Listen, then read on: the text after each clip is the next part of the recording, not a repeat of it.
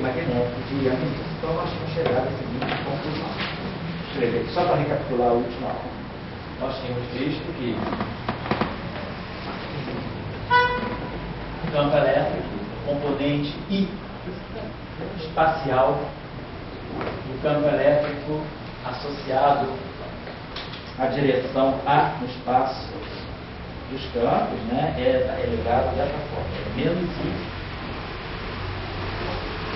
comutador, a derivada covariante de Gauge em relação ao tempo, com a derivada covariante de Gauge na direção espacial, que era o campo elétrico. E, por sua vez, nós achamos ser dado por menos gradiente do potencial.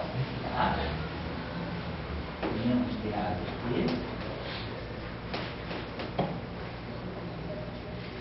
mais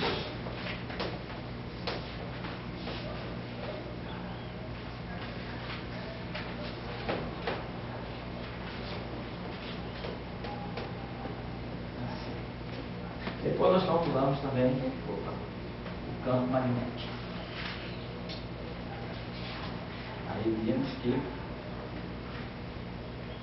campo magnético, temos que vou botar aqui DI, campo magnético, BIA, DI, A.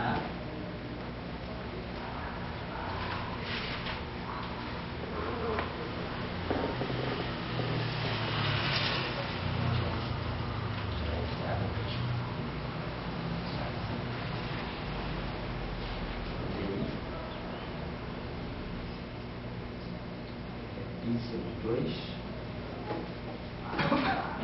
JK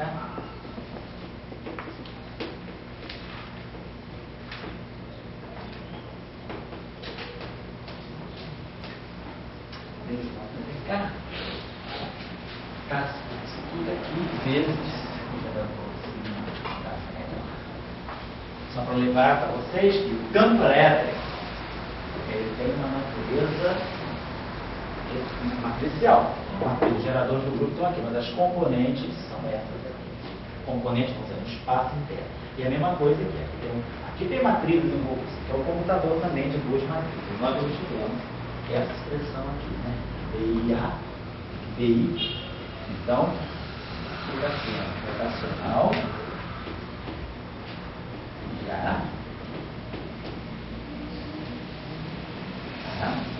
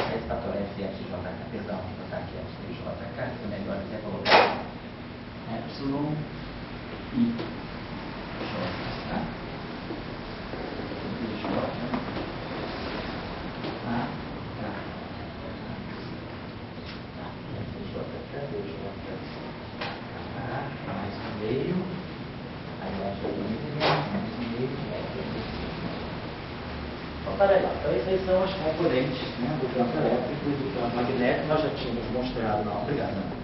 Tínhamos demonstrado, tinha deixado para vocês demonstrarem na aula passada, demonstrar em casa que esses campos têm transformações homogêneas. Então, lembrar que a transformação de Gauge, quando os potenciais sofrem as transformações que nós tínhamos estudado, os campos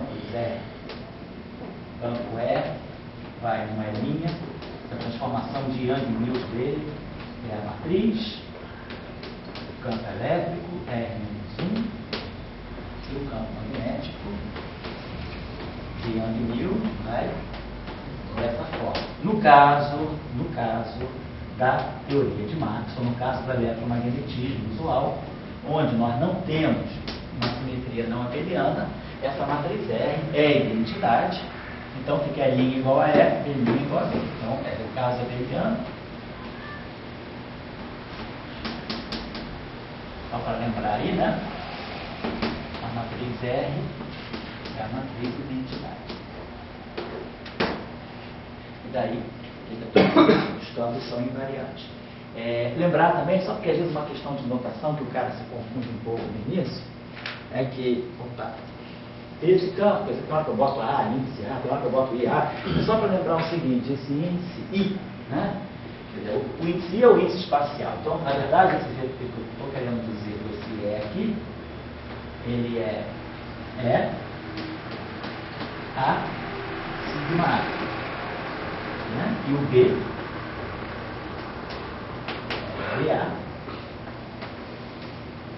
sigma A. O que eu estou querendo dizer é que, para cada direção no espaço, né, definido pelo grupo de Gauge, né, para cada direção, nós estamos falando de um grupo S1N, esse grupo S1N tem N2 menos 1 G2, que são os sigma-As, esses sigma-As são organizados, né, para satisfazem essa relação de computação, que é típica da álgebra de Lie de S1N, onde F e ABC são as constantes de estrutura.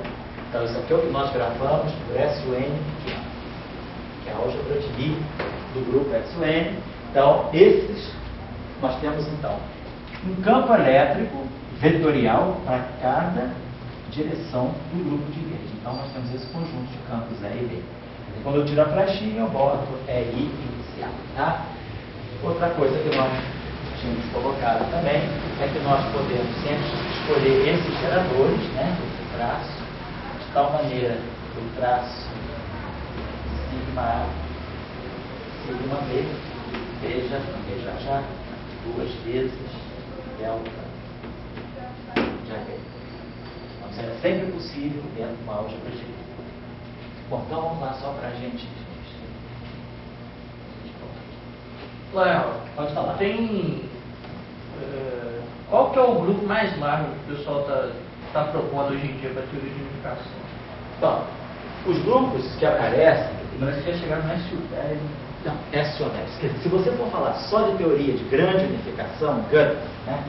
Teoria de grande unificação, sem supersimetria, sem falar de supercorda, se você for falar meramente das chamadas teorias grandes unificadas, né?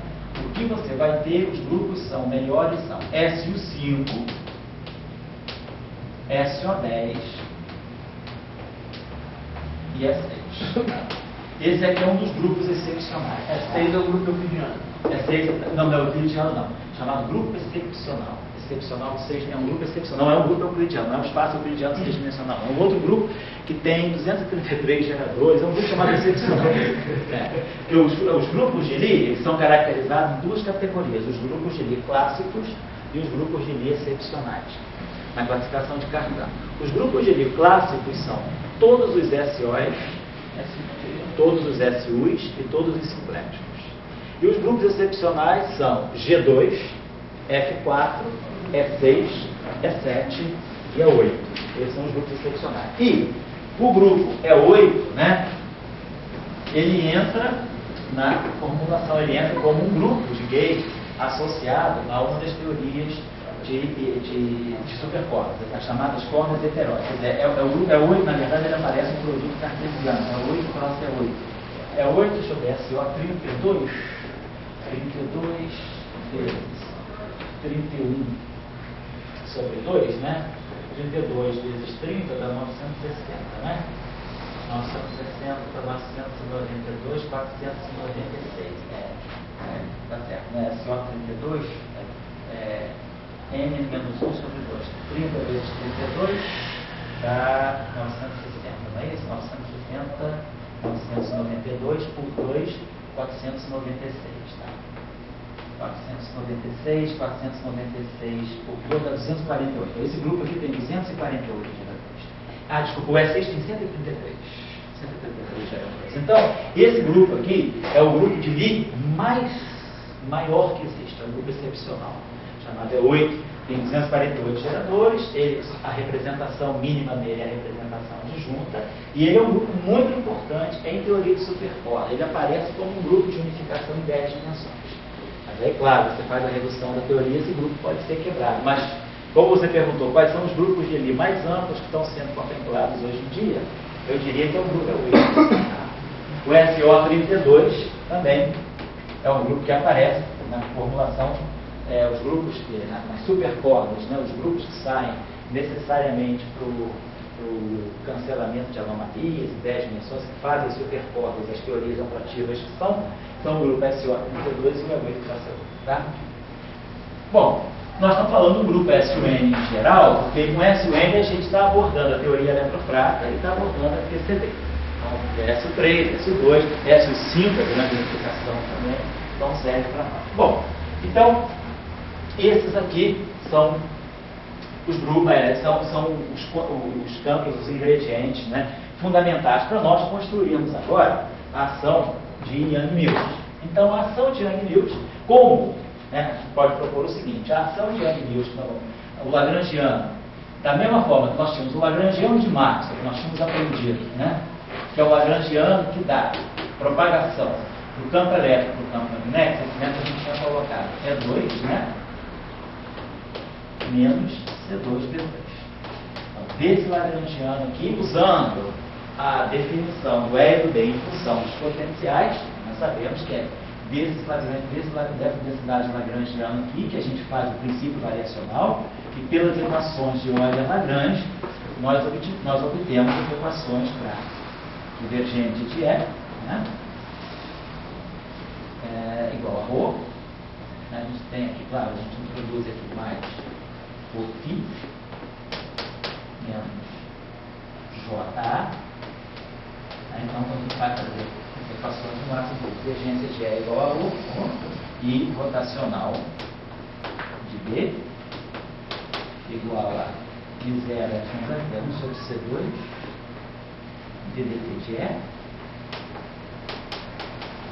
mais J. E aí, claro, essas são as equações de Maxwell não homogêneas, com fontes que saem do princípio variacional. E depois nós temos as equações de Maxwell homogêneas que saem das identidades de Bianchi, como nós tínhamos falado, né? As identidades de Bianchi. Nós vamos falar sobre elas hoje, no caso, não haveria as identidades de Bianchi. Elas dão para nós divergência rotacional de E igual a menos ddt. Em termos dos potenciais, elas são identidades, não são equações, né, que a gente usa para determinar nada. Então, isso aqui nos dá o quadro geral das equações de massa. O que nós vamos fazer agora é repetir esse programa aqui para a teoria de Yang-Mills. E lembrando dessas leis de transformação. Quer dizer, como eu sei que o traço de 2 sigmas está o delta, e como eu sei que, deixa eu apagar isso aqui para a gente mostrar agora, né? O que nós vamos propor, então, o mais próximo possível, como o caso de Maxwell, para a gente usar como uma proposta de densidade de lagrangiano que vai dar as equações para os campos A e B não abelianos. Então, a nossa proposta de uma densidade de lagrangiano para os campos de Yang-Mills, né, é colocar algo que seja no meio do traço, lembre-se que o lagrangiano é um escalar, ele não é uma matriz, então não pode ser uma matriz, ele tem que ser um traço. E colocando isso aqui, a gente vai fazer traço de E escalar E menos C2 B escalar D. Isso aqui garante a invariância de gauge. Por quê? Quando eu faço uma transformação de gauge, então nós vemos que E' é igual a R menos 1. Mesma coisa para o B.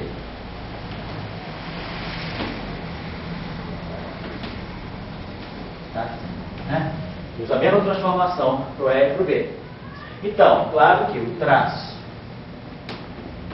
de E escalar E é igual, se eu traço de E escalar E. Se eu pegar o traço de E', vou pegar o traço de E' escalar E'. Se eu colocar traço de E' escalar E', vai ficar R é menos 1, R é menos 1. Os R menos 1 vão se cancelar, nós vamos usar a propriedade cíclica do traço, então é rapidinho, é uma pura álgebra de propriedade do traço, mostrar que traço de E' é igual a traço de E escalar E. Então essa velocidade lagrangiana é invariante de gauge, invariante sobre transformações de S e N locais. Só usar a propriedade cíclica do traço. Muito bem. Então, essa é uma boa proposta de diversidade lagrangiana. É invariante de gauge? É. Ela reproduz o caso de Maxwell abeliano, reproduz, porque no caso de Maxwell R igual a 1. Então, L igual a E, D igual a D. Então, reproduz exatamente o lagrangiano de Maxwell. Nós vamos usar agora isso aqui. Vamos fazer o princípio variacional. O único cuidado que a gente tem que ter aqui é, agora, lembrar que tem matrizes envolvidas. Mas, de qualquer maneira, quando eu tiro traço, isso aqui, ó, traço de EA sigma A é B sigma B. Então, isso aqui é a mesma coisa que o meio, vou dar passo a passo para vocês. Isso aqui é o meio traço de EA escalar é B, produto escalar no espaço-tempo. Sigma A, sigma B. Tá? Eu substituí E por EA sigma A e E por EB sigma B. Aí trago EA e EB para frente, porque isso aqui são simplesmente vetores, isso aqui são matrizes, esses dois passam para cá, e esse traço aqui vai dar 2 vezes delta de AB. Então, opa, dá delta de AB. Então, desculpa, botem lá a normalização. Desculpa, corrijam lá, por favor, traço de sigma A, sigma B, igual a delta, corrijam lá, por favor. Eu já incluí o meio aqui na normalização, pode tirar o traço. Usar isso. E aí, a mesma coisa para B. Menos C2 BA escalar B sigma A sigma B.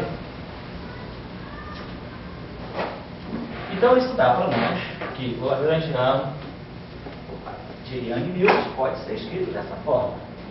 Usando aquela propriedade, né, que o traço dos geradores da delta de AB, a gente pode acabar escrevendo o lagrangiano de Yang-Mills dessa forma aqui. Fica o meio de I A I A menos C2 B I A B I A.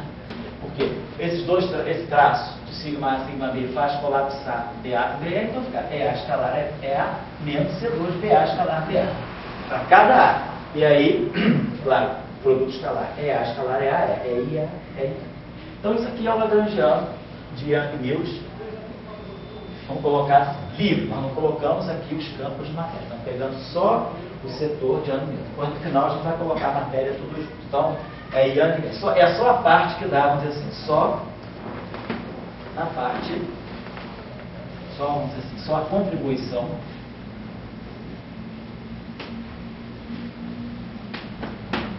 ao termo que descreve a dinâmica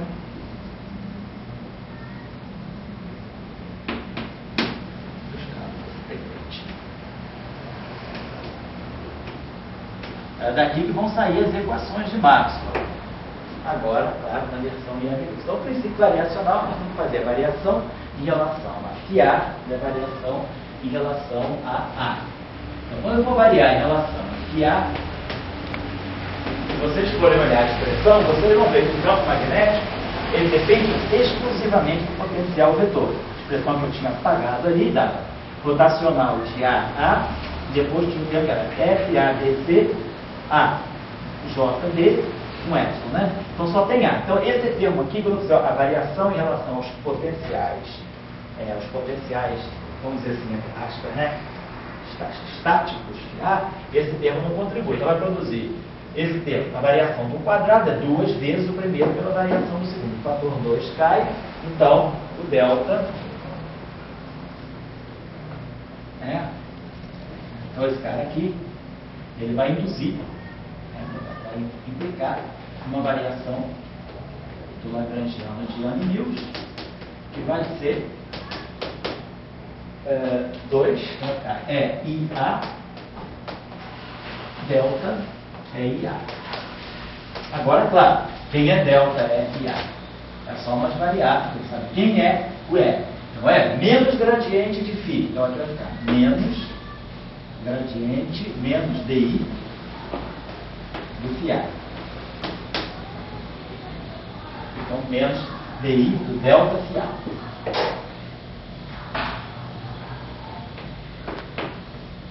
Menos DADT. Mas eu não estou variando lá. Então, um pedaço do campo elétrico, nessa expressão que eu copiei agora da aula passada, é igual a menos gradiente de φ, menos DADT, então não tem variação em relação ao segundo termo, não tem variação, menos, depois, vocês podem ditar para mim, por favor, aí, era só para eu lembrar que a IA é menos gradiente de φA, menos DDT do AA, e aqui era mais ou menos FABC, FB, A, I, C. Vocês podem ver se está correto isso? Se não, está certo? Pegar a que eu dei hoje. Essa expressão semelhante. Está certo? Está certo? Se não, está mais? Então tá. FB, A, I, C. Então é isso que nós temos. Então nós estamos variando em relação a φ. Esse termo foi computado, esse termo não precisa. E esse termo vai ser computado. Então ele vai produzir mais FABC, as constantes de estrutura do grupo, FABC, delta FB, A e C. Então, delta para aqui. Então, nós temos que fatorar, é o delta. Certo? Tá legal, Ana? Confere com você? Baixei, tá vendo? Então, princípio variacional de certo. Agora, o que eu tenho que fazer? Liberar o φ. Esse φ aqui já está livre. Posso fatorar ele. Mas esse φ está dentro de... Opa, tudo bem, meu? Tudo bom? Cara, em primeira mão, deixa. Então, o que nós temos que fazer? Liberar esse φ aqui. Então, como a gente deve fazer, qual é o famoso truque? Integração por partes. Então, esse termo aqui, a gente vai fazer uma integração por partes, vai jogar essa derivada aqui. Vai produzir, obviamente, a divergência. Então, esse termo aqui vai produzir para nós. Então, vamos fazer o seguinte, deixa eu voltar aqui. Então, ele vai produzir para nós, vamos aproveitar isso aqui que está escrito. Ele vai produzir para nós. Então, eu vou fatorar o delta, vai produzir. Esse sinal é mesmo, quando faz a integração por partes, uma vez fica o sinal mais, então, vai produzir DI, IA, e aí eu vou estar fatorando o delta φA. Vou repetir esse termo aqui, e o outro termo tem mais IA, FA, BC, delta FB, A e C. Então, esse φ já está livre aqui. Dois livres. Agora, o problema é arrumar os índices, vai ficar tudo bonitinho. Como todos esses índices aqui são índices mudos, né, saturados, para ficar tudo uniformizado, vamos botar nesse termo, vou trocar B com A e A com B nesse termo, deixa separadão. Então, o A fica B, o A fica B e o B fica A. Então, a gente simplesmente fez isso. Tá? Nós trocamos A com B nessa expressão. Aí eu posso fatorar delta φA aqui, delta φA aqui. Então, quando eu for pegar, né, a variação do lagrangiano de Young-Mills induzida por delta φA, né, eu vou ter, vou botar o delta φA em evidência, vai ficar então divergência do EA, como sinal mais, né? Mais. Agora, vamos fazer. É escalar. Então tá. Aqui eu vou fazer o seguinte, ó. Estão lembrados das propriedades da constante de estrutura? Ela é antissimétrica. Então, se eu colocar AB, vou trocar, é como se fosse o epsilon de Levi-Tivita. Troca a ordem, ganha uma permutação apenas, dá um sinal menos. Então, esse termo vai ficar menos F, A, B, C. Aí ficou B, escalar AC. Então vou até fazer o seguinte, vou trocar, vou fazer bom, deixa eu fazer só para a gente mexer aqui de novo. E aqui o delta FA. Vocês concordam comigo? Tá? Então, aqui a gente só vou voltar aqui, aqui nós tínhamos isso, ó, A, B, era isso que nós tínhamos. Então, o que nós fizemos? Trocamos simplesmente A com B no segundo termo para uniformizar, poder fatorar globalmente um delta FA. Então, foi isso que nós fizemos. Então, e aí, ao fazer isso, a gente teve uma permutação aqui, né? Então, ficou menos F de ABC. Tá? Agora, vou fazer uma outra coisinha aqui, que eu quero deixar o E à direita. Né? Agora, aqui, nada me impede. Esse carinha aqui, nós já tiramos, vou apagar isso aqui. Agora as matrizes desapareceram. Eu estou lembrando que eu não tenho mais matriz. Eu tenho EB e AC. Quer dizer, eu já estou com as projeções no espaço dele. Não tem mais gerador, então isso aqui pode comutar com isso. Mas só para manter a ordem. Então isso aqui nada me impede de dizer que isso aqui é o potencial vetor AC escalar campo elétrico D. É D. Tá ok? Produto escalar é comutativo. Só para acertar aqui, como aqui vai ficar AC, B e aqui está BC, eu agora vou fazer o seguinte, nesse termo aqui eu vou trocar B com C. Eu vou trocar B com C. Deixa eu apagar isso aqui. Só para poder ficar tudo na mesma ordem. Ficar ABC e ABC. E nós vamos ver por que é legal colocar o A na frente, né? Que a gente vai formar uma derivada covariante. Então, nesse termo aqui eu tenho F, A, B, C, AC, escalar é B, eu vou trocar C com D. Então, isso aqui é a mesma coisa que F, A, C, B, AC, escalar é B. Certo? Só troquei no lugar do B eu coloquei C, no lugar do C eu coloquei B, no lugar do C eu coloquei D, desculpa, no lugar do B eu coloquei C, era isso. Mas agora, para poder seguir a ordem, isso aqui é antissimétrico. Então isso aqui é menos F, A, B, C, A, B, escalar, é C. Então a equação que nós ficamos é isso aqui, ó. A variação na densidade de Lagrangiano, induzida pela variação do potencial escalar, daquilo que seria o potencial eletrostático, é divergência do EA menos, agora que transforma aqui tem menos, então isso aqui vai ficar mais F, né? Porque isso aqui está aqui. Isso aqui é menos isso, então fica mais F, ABC, A, B, escalar, SC, delta, FA. Então, está aí para vocês a equação, a lei de Gauss, praticamente. Né? A lei de Gauss. No caso de Maxwell, as constantes de estrutura são todas zero. O grupo é o grupo 1. A simetria de calibre do eletromagnetismo é uma simetria comutativa, não tem álgebra de geradores, não tem constante de estrutura. As constantes de estrutura são zero. Então dá divergência de E. É o que sai justamente, divergência de E, e aí o termo de acoplamento com a matéria dá igual a ρ. Então, se a gente estiver no vácuo, não tiver matéria, só tiver Young e Newton, tá? Divergência de E é igual a zero. Mas agora, no caso do Mendeliano, mesmo que eu esteja no vácuo, estou pegando os campos de gauge puro, não tem matéria, ainda não coloquei a matéria. Eu estou ganhando divergência de E mais isso aqui. Não estou ganhando mais uma equação que é divergência igual a zero. Tem esse termo aqui, que é um termo claramente não linear. Por quê? Porque isso aqui depende de φ de B, φ de A.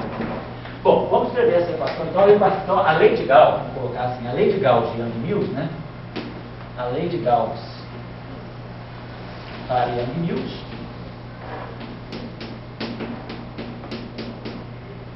vamos colocar aqui no vácuo, sem matéria.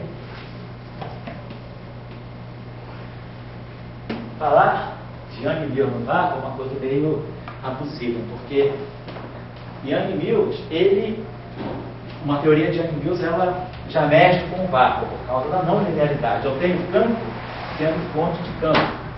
Então, isso aí a gente já é questionado falar de vácuo, né? Nem na gravitação, né?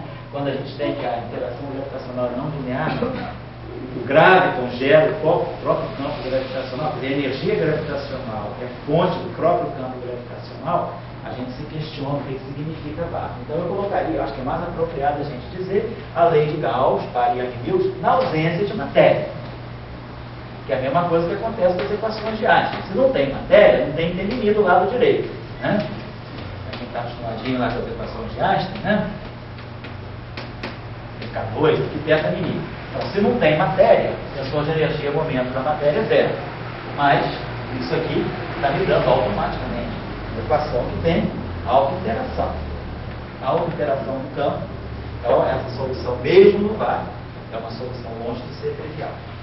Vácuo que eu digo ausência de matéria. A lei de Gauss para Yang-Mills na ausência de matéria é essa equação aqui igual a zero. Vamos agora só dar um toque final nessa equação aqui. Divergência do EA mais F ABC AB escalar FC. Igual assim. Na aula de sábado nós vamos fazer a coisa completa, vamos colocar matéria, vamos colocar os términos. Aí a gente vai ver que justamente o que vai aparecer aqui vai ser a densidade de carga transportada pelo esfera. Então isso aqui vai ter fonte. Hoje nós vamos deixar assim, nós vamos trabalhar só a estrutura das equações de Yang-Mills puras. Beleza, isso aqui é uma divergência normal. Como é que eu posso reagrupar esses termos aqui? Vamos dar uma olhadinha nesse termo aqui, para ver como é que esse termo aqui pode ser melhor estimado. Esse aqui, como é que pode ser melhor estimado?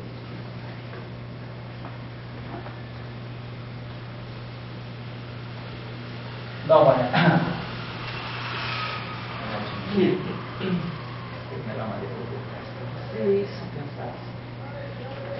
Vou pegar essa equação aqui. Então, essa aqui é uma equação para cada campo EA, para cada índice A do grupo de gauge. Vamos pegar essa equação e vamos contrair essa equação com um gerador. Mas assim, nada me impede de dizer que essa equação é a mesma que essa equação.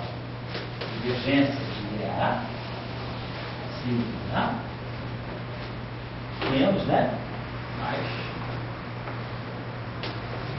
F de ABC. Eu vou colocar para vocês dessa forma, porque na prática o que a gente quer é aquilo. Mas formalmente, dentro do artigo, quando o cara fala de Yang-Mills geral, ele bota as equações grafadas em forma matricial para vocês acostumarem com as duas notações. Mais F de ABC, AB, escalar, FC, sigma A. Então, estou pegando essa equação e multiplicando toda ela à esquerda para cada índice A pelo gerador sigma A. Então, estou fazendo essa soma. Isso aqui é o que nós chamamos do campo elétrico matricial. Isso aqui, então, é A. Vou explicar para vocês direitinho o que é. Sigma A é o campo elétrico de forma matricial. Por exemplo, só para vocês terem ideia, no caso de SO2, só para a gente fixar a ideia. Quem são os geradores do grupo SO2? As matrizes de Pauli. No caso do grupo SO2, essas matrizes de Pauli, os geradores do grupo são o meio das matrizes de Pauli. Então, isso aqui, o que significa o campo elétrico? Significa o meio do EA sigma A. Então, significa o seguinte, o meio do campo elétrico é 3, aqui menos é 3, e aqui eu tenho E1 menos E2, aqui eu tenho E1 mais E2, tá? É vetor mesmo, que é componente 1 de Yang-Mills, isso aqui é um campo, é 1 componente x, y, z, é 2 componentes x, y, z, é 3 componentes x, y, z. Então, é essa estrutura. Então, o campo elétrico é arrumado, os três campos elétricos associados aos três geradores de SU2, eles estão arrumados de uma forma matricial. É esse o significado dessa notação aqui. Isso aqui tem um índice de vetor para indicar que cada elemento dessa matriz é um vetor. Então, isso aqui é um vetor tridimensional, isso aqui é um vetor tridimensional, isso aqui é outro vetor tridimensional. Isso está dando a estrutura do Yang Mills só no espaço interno, só aquilo que seria, no caso de SO2, por exemplo, o spin isotônico. Bom, então vamos caminhar um pouquinho mais com essa equação para colocar uma forma padrão, como a gente encontra em geral nos papers. Acho que no paper do Yang Mills ele deixa dessa forma lá. Bom, vamos em frente. Então, o que eu posso dizer? O que é isso aqui? Esse termo aqui, ó, F, A, B, C, sigma A. Sigma é uma matriz, ele comuta, isso aqui é vetor, isso aqui é vetor, então isso aqui comuta à vontade. Essa matriz aqui, ela está atuando nesses índices A, B, C. Então, isso aqui é uma matriz, isso aqui é um vetor para cada índice, isso aqui é um A1, isso aqui é um índice sigma 1, então isso aqui tem um caráter matricial. Essa matriz, isso aqui é um número, isso aqui são números, isso aqui é uma matriz. Essa matriz pode caminhar à vontade. Então, esse terminho aqui, só para a gente esquematizar bem, F, A, B, C, sigma A, AB, escalar, é C, posso pensar assim. Isso aqui vai ser igual aqui. Lembrando da álgebra de grupo, lembrando isso aqui, se eu pegasse isso aqui, ó, sigma B, comutador com sigma C, isso aqui é I, F, B, C, A, sigma A. Então, esse termo que está produzido ali, ó, esse índice A aqui, é o índice, esse índice A, essa constante de estrutura é totalmente antissimétrico. Então, esse A vem para cá, ganha um sinal menos, aí chega para cá, ganha outro sinal menos. Então, isso aqui é igual a I, F, A, B, C, sigma A. Então, essa grandeza aqui, I, F, A, B, C, sigma A, eu posso escrever sob a forma de um comutador. Quer dizer, F, na verdade, né? F é menos I. Então, eu posso escrever isso aqui como sendo, ó, multiplico toda essa equação por menos I. Então, F, A, B, C, sigma A, isso aqui é menos I, comutador, sigma B, sigma. Então, isso aqui vai dar para nós menos I, sigma B, sigma C, AB, escalar, S. Então, nós podemos escrever essa equação para a seguinte maneira. Vamos voltar lá. Então, esse cara aqui é o F. Então, isso aqui está dando para nós divergência de F. E esse termo aqui, F, A, B, C, sigma A, vai estar dando menos I. Eu posso escrever isso aqui ainda assim, ó, menos I. Aí, esse cara aqui se junta com esse cara, isso aqui vai dar o A. Isso aqui está me dando o. Opa, está me dando. A, E. Mas lembrando que esse comutador aqui é um comutador calculado no sentido do produto escalar. Esse comutador aqui, só para vocês verem bem, isso aqui significa isso aqui. Menos I, A. Escalar é menos E. Escalar é. Isso está escrito aqui. Então, essa equação não pode ser escrita dessa forma. Menos I,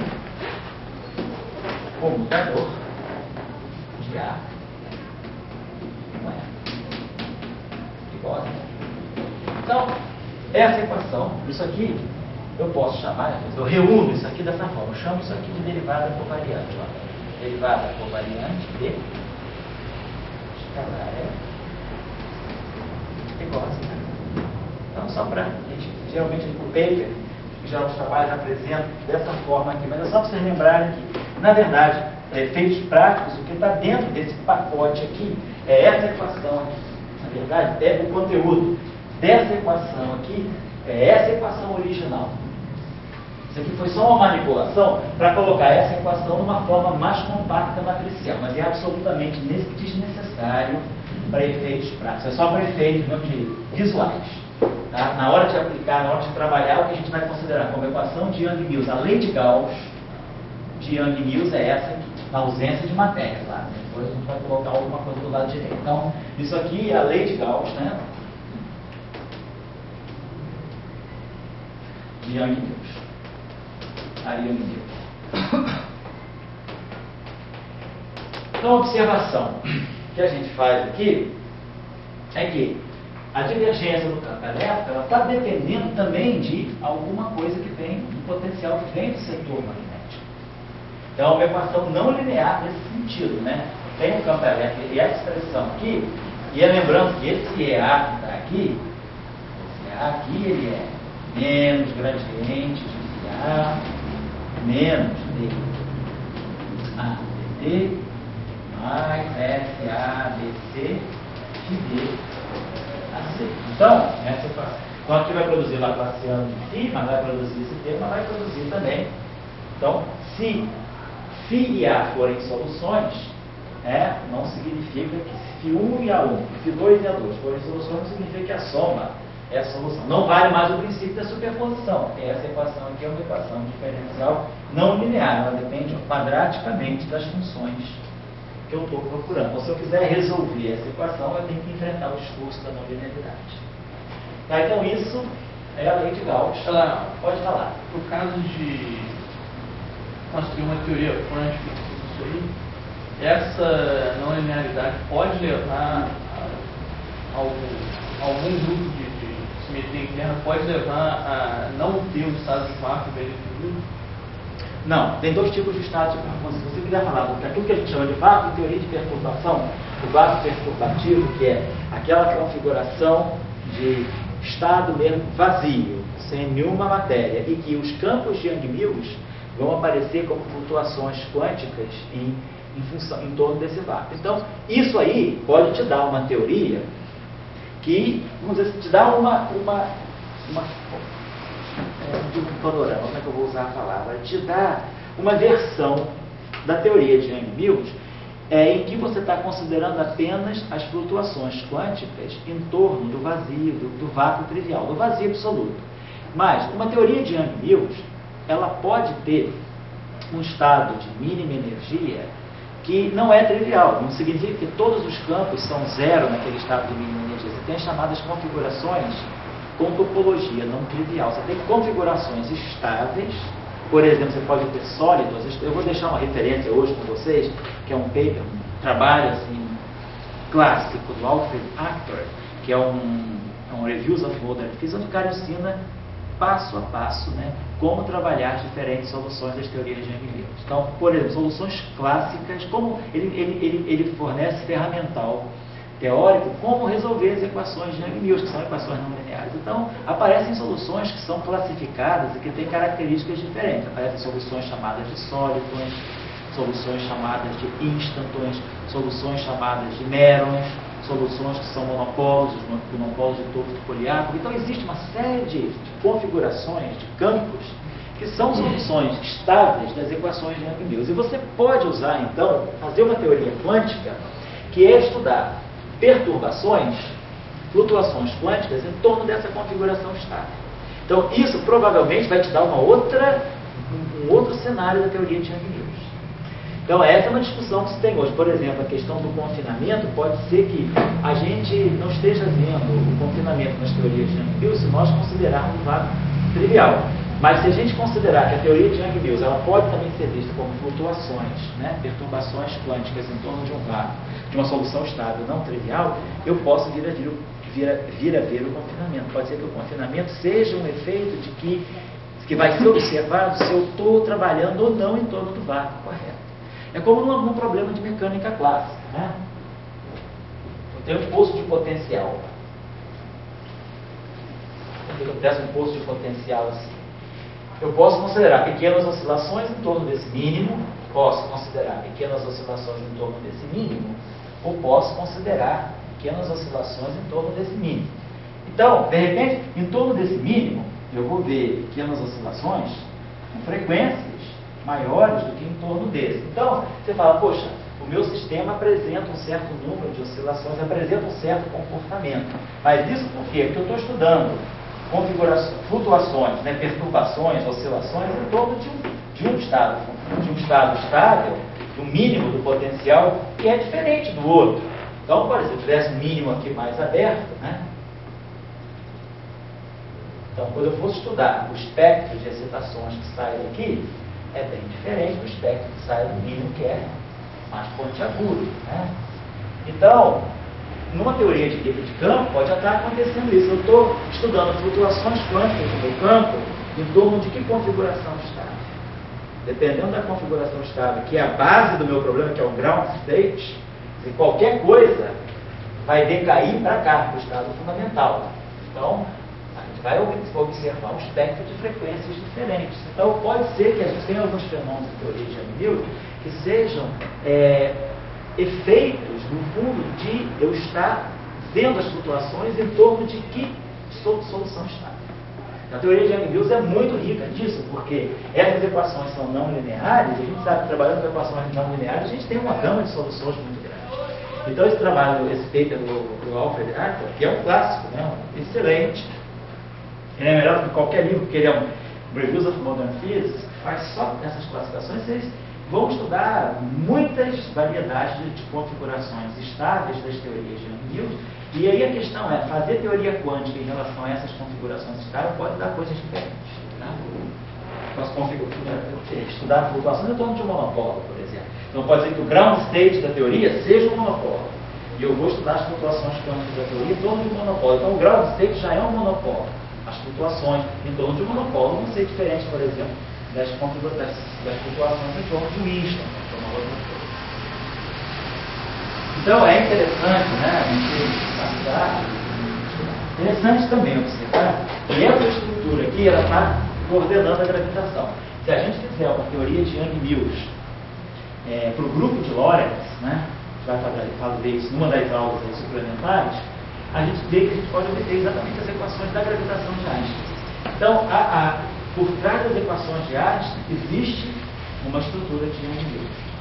Pode mostrar que, na verdade, a gravitação de Einstein é uma teoria de Yang-Mills. É o exemplo de uma teoria de Yang-Mills para um grupo especial, que é o grupo de Lorentz, SO13. Em vez de trabalhar com SUN, eu vou trabalhar com SO13.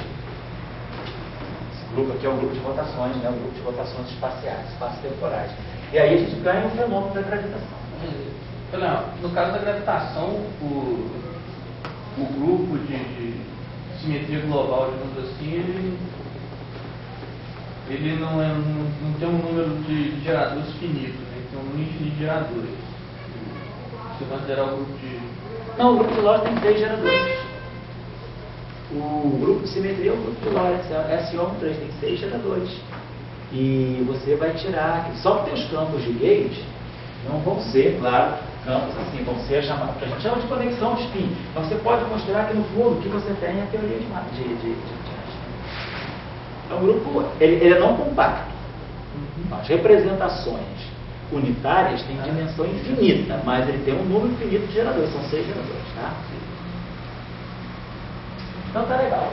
Então a gente já tirou a primeira equação, que é a equação, a lei de Gauss, né, da eletrostática de Yang-Mills.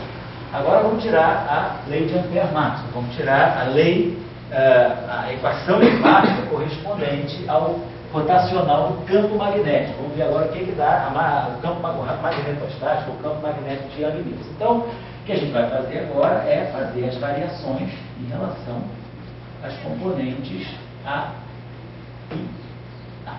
Vou variar agora a iésima, o campo de gauge A, no espaço dos campos, esse aqui é o índice de SUN, e pegar a iésima componente espacial. Então, variando em relação ao vetor A, equivalente a isso aqui, né? Então, vamos explicitar o índice espacial para não ter problema.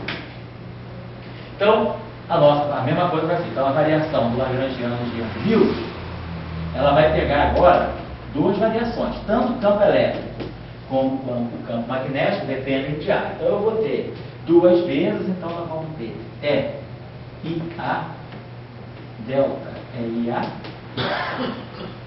menos C2 DIA, delta DIA.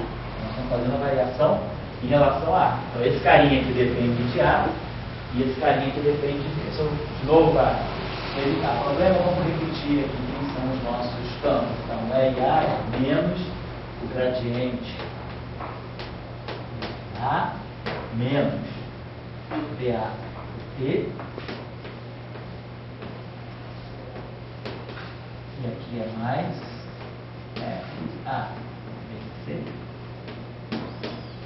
B, A, B, C. Depois,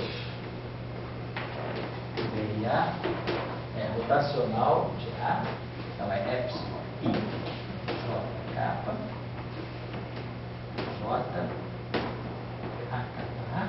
E aí aqui, galera, me ajuda aí, mais um meio, menos um meio, tem um meio, epsilon,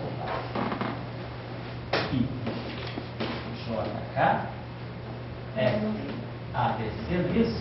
Mais. F, A, B, C, A, J, B, A, K, C. Se vocês quiserem, isso aqui, de forma vetorial, para quem escreve longe, mas em forma vetorial não pode escrever isso. B, A, rotacional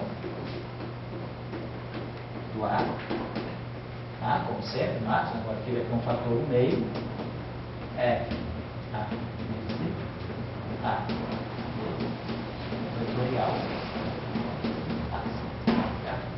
assim como vetorial. Então, vou deixar um trabalhar na forma assim.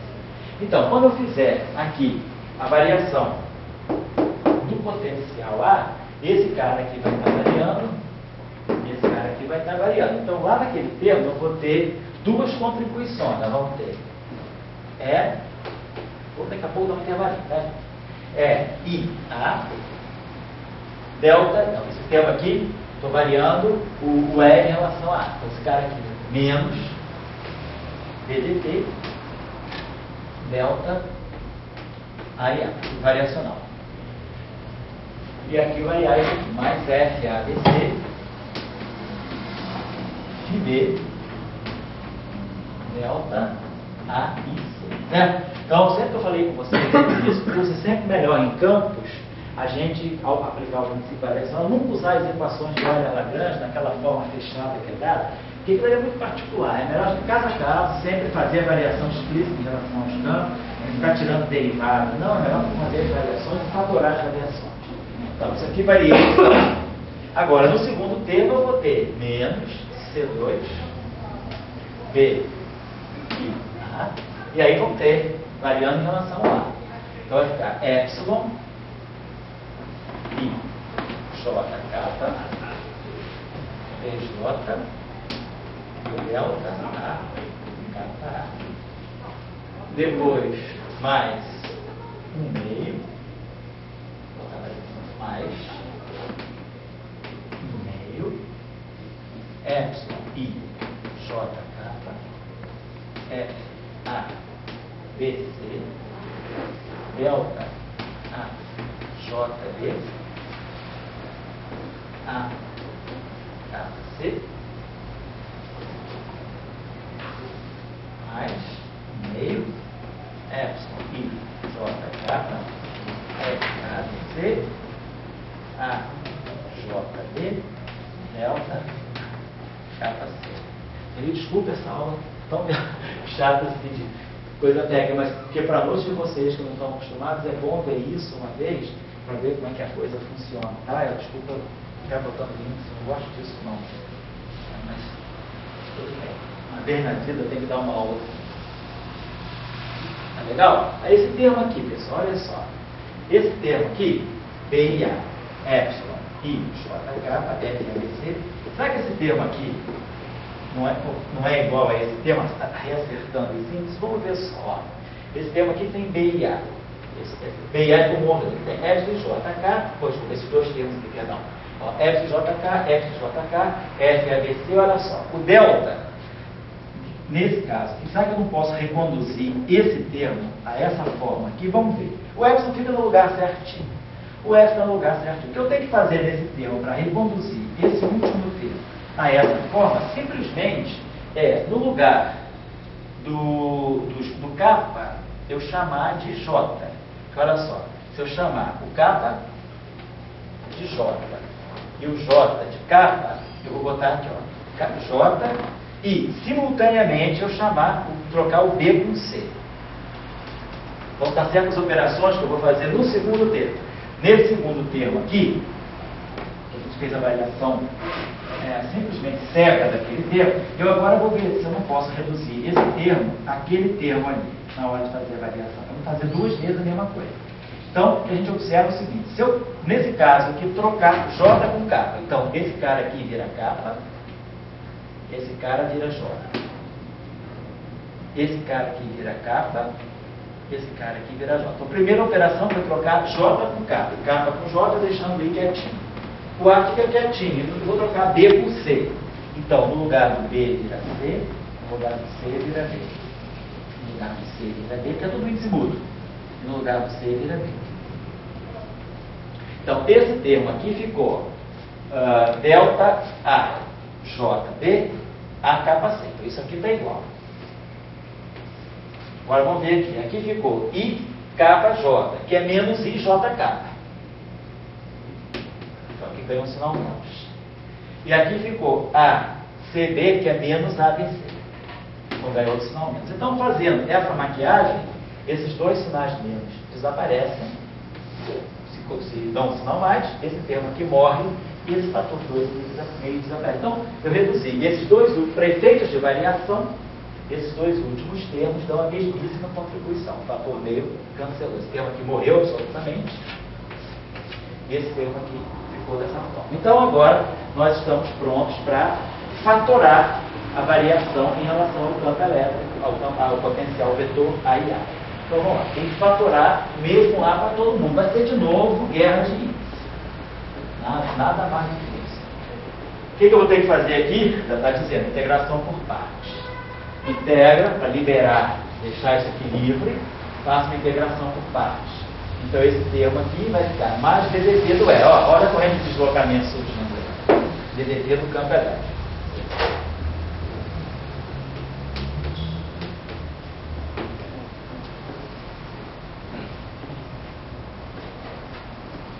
Positivo. Senão vamos usar só aqui. Esse termo aqui, então, já está legal. A primeira coisa que eu vou querer fazer é pronto. Não tem que fazer mais nada. Só limpar o quadro, está muito bagunçado. Isso aqui, muito sobrecarregadinho, né? Então, a gente está com essa equação aqui, né, para fatorar. Nós temos que fatorar um delta e A. Quer dizer, a gente vai querer fatorar um delta. Variação do campo do potencial vetor. Então, ali está um delta e A. Por uniformidade, eu vou querer botar delta e A em todo lugar. Para isso aqui virar um delta e A, o C sendo índice mudo, o que tem que fazer aqui é trocar I. Trocar... Aqui, desculpa, tem um erro aqui. FABC. Então eu esqueci de multiplicar aqui. Eu botei esse E e A aqui para dentro. Perdão. Não vou botar mais. Eu trouxe um E e A aqui para dentro. Quando eu trouxe esse E para cá, tá? F e A, e B, A, e C. É isso que estava aí. Esse termo aqui, ó. Eu fiz a variação do E, nascimento do DDT, esse E entrou aqui, e esse E ficou aqui. E e A, e B, A e C. Então tá, então os índices A e C são índices somados, como o índice B também. Então, para ficar um delta A e A, o ideal é trocar C com A e A com C nesse termo. Então, o A vira C, o C vira A. O A vira C, o C vira A. E aí eu estou com o meu delta A e A. Eu tinha apagado ele. Então, eu consigo fatorar esse carinha aqui também. Ó. O delta aqui. Bom, aí aqui tudo bem. Trocinho aqui, esse C pode vir. Depois a gente acerta esse detalhe da constante de inversão. Agora é só uma questão de botar A, B, C e usar as permutações. Beleza. Então, fatoramos um delta A e A, fatoramos um delta A e A. Aqui é a mesma coisa. Ó. Aqui eu tenho B, para evitar que cada termo tenha a sua propriedade, eu vou jogar esse B aqui para dentro. Então, B e A vem aqui para dentro. Eu vou botar o B e A aqui dentro também.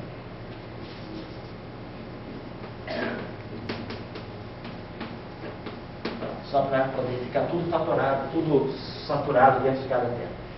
Mesma coisa, para eu produzir aqui um delta, tem que produzir um delta de A e A. Minha primeira providência, então, nesse termo aqui isso aqui, o kappa tem que virar I. Então, por consequência, o I tem que virar kappa. Então, nesse termo aqui, o I vira kappa, o I vira kappa, e o kappa vira I. Kappa vira I. Produziu o delta A e A, só que ele não está livre. Ele está preso pelo DJ. Então, esse termo aqui, sozinho. O que eu vou ter que fazer para liberar esse cara? Vou ter que fazer uma integração por partes. A derivada vem para cá. Isso aqui é um produto de dois campos. Então, tem P, D de delta. Então, eu limpo isso aqui, fazendo aquela integração por partes, jogo esse termo para cá com sinal menos. Então, eu vou produzir aqui menos DJ de cada A.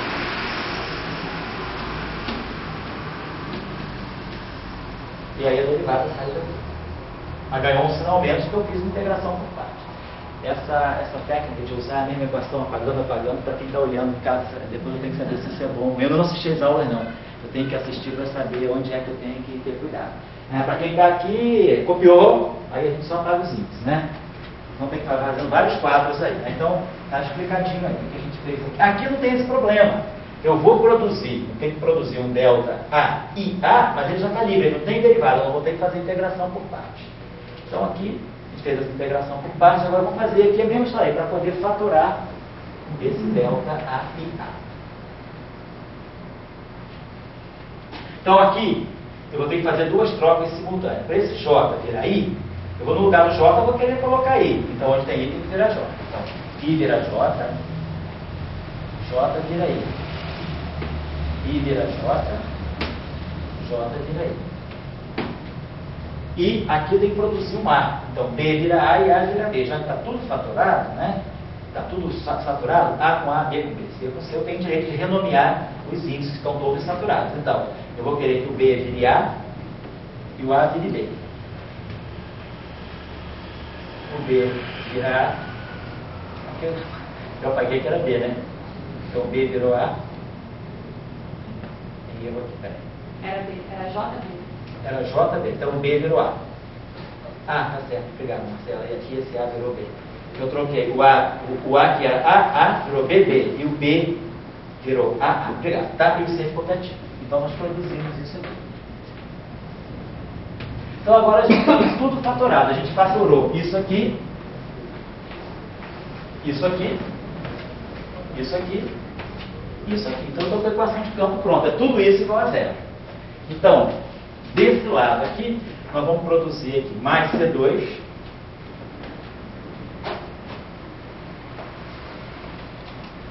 Epsilon kappa JI.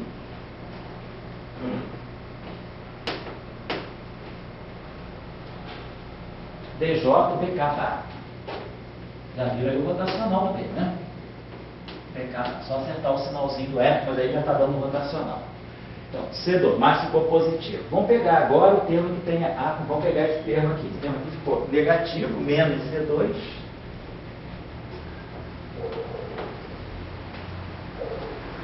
Menos C2.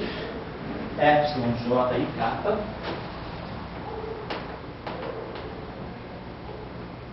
FBAC. Depois a gente vai acertar os FBAC. A kappa C, B, J, D. Eu posso copiar errado. Então, menos C2, Epsilon J e kappa, F, B, A, C, A, kappa C, B, J, D. Isso igual. Então ficou mais isso, menos isso, igual a menos isso aqui. Então, a menos DDT. Do FA menos FABC menos FCBA FB FIC. Tudo menos aqui. Bom, então é aquela equação. Então, isso aqui é a equação de campo de Yang-Mills derivada da variação em relação ao potencial vetorial. Seria o que nós, na eletrodinâmica, temos como a lei de Ampère-Marx. Rotacional de B igual a dEdt e mais o termo de corrente, que nós não temos ainda porque não estamos colocando matéria. Então, no caso de Yang-Mills puro, né, a gente vai ter que ver o que é, nesse caso, a corrente de deslocamento. Então vamos lá, tá? Simples aí a questão. Agora é só acertar esses detalhes aqui, para poder formar um rotacional, né? JK, seria o ideal, eu vou trazer o I para cá, então fica I, deu 2 saltinhos, então não acontece nada. Mas agora, quando eu trocar K com J, fica JK, eu ganho sinal menos. Aqui eu tenho KJ, então vamos trocar o I com J. Então vai ficar IJ, sinal mais. IJ, vou fazer o seguinte, é IJK, né? Então eu só troquei a ordem aqui. Aqui vamos chamar esse carinha aqui AB, então vou botar ABC. Vou botar ABC, então deu outro sinal menos, não são... O sinal menos aí deu por causa do ABC? Marcela, por favor, repete tudo. É porque antes... Eu me confundi já. Tá. Só que eu tenho... Antes estava... Como é que estava? S ao quadrado, E, J e K. Estava mais C? Estava menos. Menos C ao quadrado, Epsilon, J e K. E o F estava? F, ABC. Estava assim, não estava trocado. Estava ABC. Já estava ABC. Já. Tá, então vamos ver. Então, o que eu fiz para poder acertar isso aqui? Eu quero produzir esse produto aqui, esse com esse cara. Então, eu vou fazer o seguinte, vou trocar o I para cá. Então, I, aí ficou sinal mais. Então, uma troquinha só. Vamos acertar aqui agora. Vamos chamar o J de capa, o capa de J.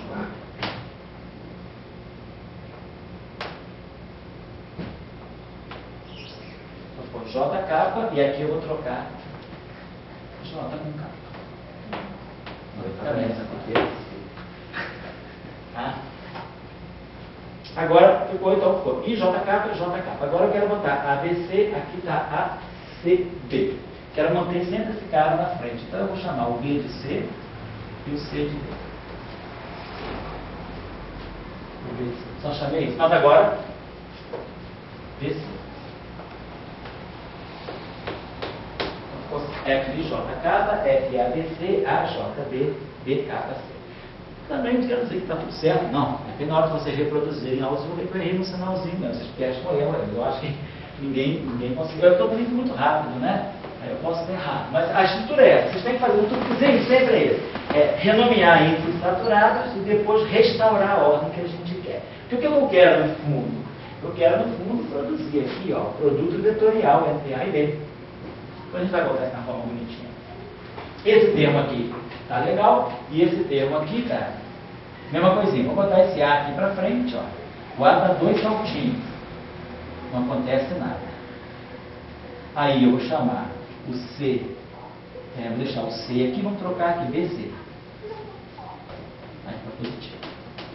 Então ficou legalzinho. ABC, BC. Então, os índices livres dessa equação são I, não está saturado, e o A não está saturado. JK, KJ. Ó. I não está saturado, o A não está saturado. Ó. JJ, KK, BBCC. I, A, índices livres, A, índice livre, e índice. Então a equação, pelo menos, está com os índices corretos, né? Tudo que é saturado está saturado, e o que é livre é uniformizado. I, A.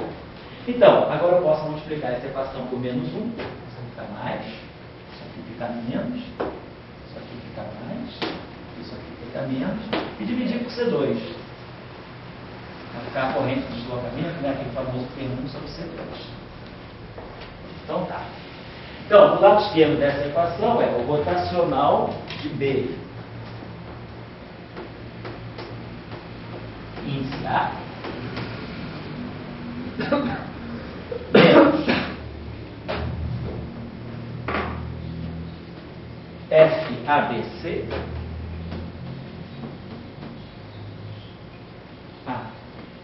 BC é AB vetorial BKDC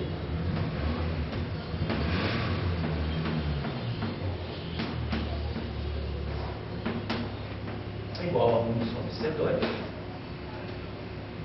DDT, lado temporal do EA, e aí menos FABC e B.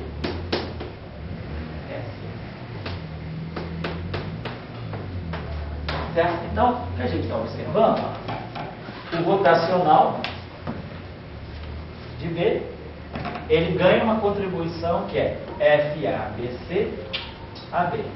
Então, é como se eu tivesse um novo operador assim, ó, D vetorial B. Ó, tem essa estrutura, ó, D vetorial B. É como se esse D aqui, vou botar, né, vamos escrever que é como se eu tivesse isso aqui, ó, rotacional menos F A B C A B vetorial e aqui BC. Eu posso botar um delta de AC.